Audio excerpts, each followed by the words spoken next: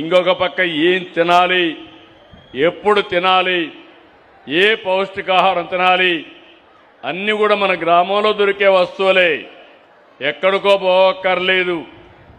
డబ్బులుండేవాళ్ళు కూడా ఎక్కువ తినలేరు, వాళ్ళకు కూడా షుగర్ వచ్చి లేకపోతే లేనివంటి రోగాలు వచ్చిన తర్వాత మీరే బెటర్, కనీసం తింటే జీర్ణించుకునే శక్తి ఉంటుంది. కానీ వారు తింటే మాత్రం గోళీలు వేసుకోవాల్సిందే ఎప్పటికప్పుడు.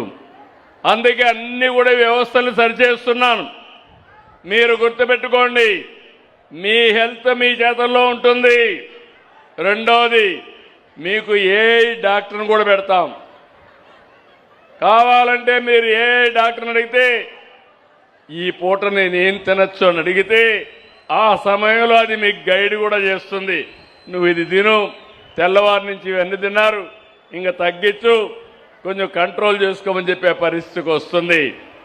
ఈరోజు నేను తిరుగుతున్నా, మీరు చూస్తూ ఉంటారు.